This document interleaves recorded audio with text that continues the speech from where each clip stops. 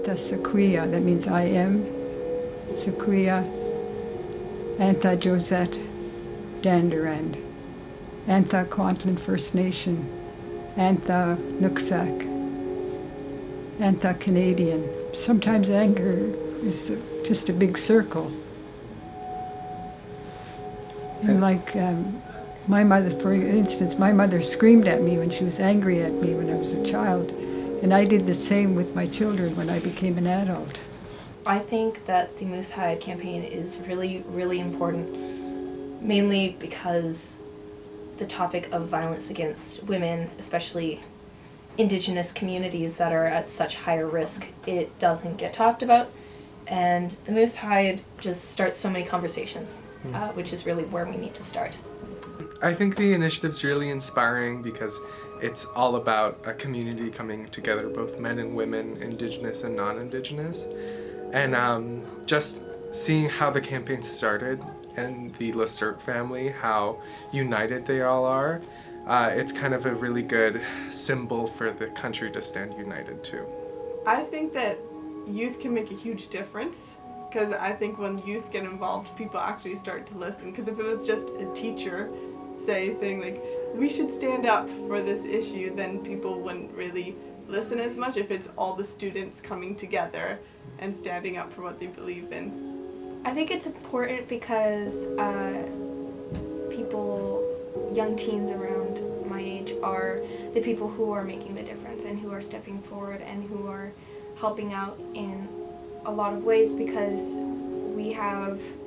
there's 7 more generations to heal, right? So we're a part of that, and if we don't do our part, then our next generation isn't going to be doing their part, right?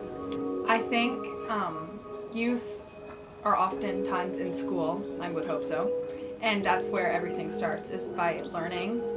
And I think that being young makes people feel like powerless a lot of the time. Be kind to our people, treat us equal. Don't look down on us and look at us as dirty, good-for-nothing, lazy Indians. Don't be afraid to speak up for yourself. That's the main thing. If you're always afraid and hang with your head down and be ashamed, don't be ashamed of who you are. Be proud of who you are. And never give up trying. Be kind to the children. That's what kindness. Show you care for us. My dad came from Nooksack, Washington State, but he was abusive to my mother. They were married when my mother was 16 years old, and my mother had a child every year until she couldn't have one. She died at the age of 72 because of alcoholism. My community taught me that, like, be scared and be afraid, and so I'm able to understand it in a very smaller way. Sometimes men don't feel like this is something that they should be a part of.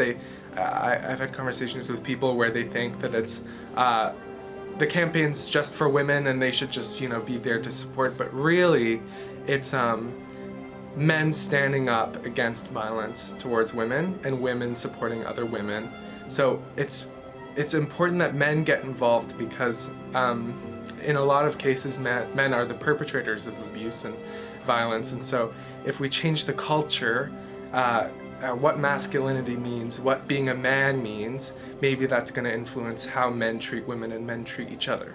I myself have been not sexually assaulted, but just like grabbed in a public space. By myself, I was going for a run at night and I went into this bathroom and there was this creepo guy standing in there and he grabbed me, and so I ran away. So I kicked him and ran away, and it's just horrifying to find that it's so normalized, that it can happen anywhere, just in a public restroom.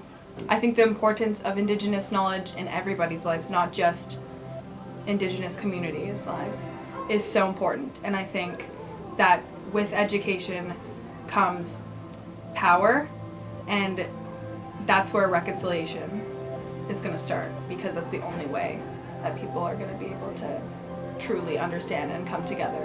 A lot of people can speak to that personally, because for a long time my education of Indigenous history and of current Indigenous culture was awful.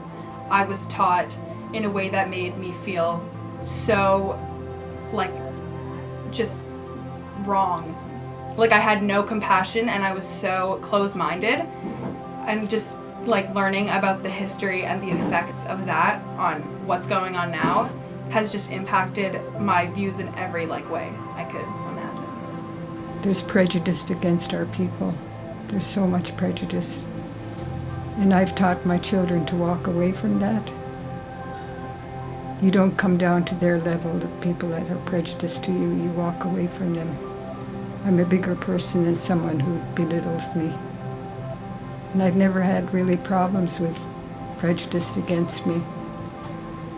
And my children, especially my son Tony, who's a writer, he's a writer and a playwright. When he was 4 years old, he'd come home and he'd say, "Mom, why do I have to be an Indian? Why can't I be a cowboy?" And I taught my children to be proud of who they were. I never was ashamed of being Indian at my life at all. I tell my children, stand tall, you're bigger than they are. Indigenous women and children and non-Indigenous women and children are finally getting the recognition that they should be, that they deserve, even if they are still missing or if they have passed away or if they are survivors. Like, we're finally acknowledging them and giving them the, almost giving them a face to their name. I think that generally the campaign will just raise more awareness for this powerful issue, this issue that is rooted in so many communities, not just Aboriginal communities, but specific to Aboriginal communities. And that once we start talking about this issue of violence against women, we will be people will be able to share their stories and share their own stories of trauma and suffering, and it'll just be able to spread between not just one community and share more stories between people. Change starts lots of times with youth, but more importantly, conversations, and hard conversations that we need to have about topics that people don't like to talk about. What's so great about the campaign is that it's all about starting a conversation.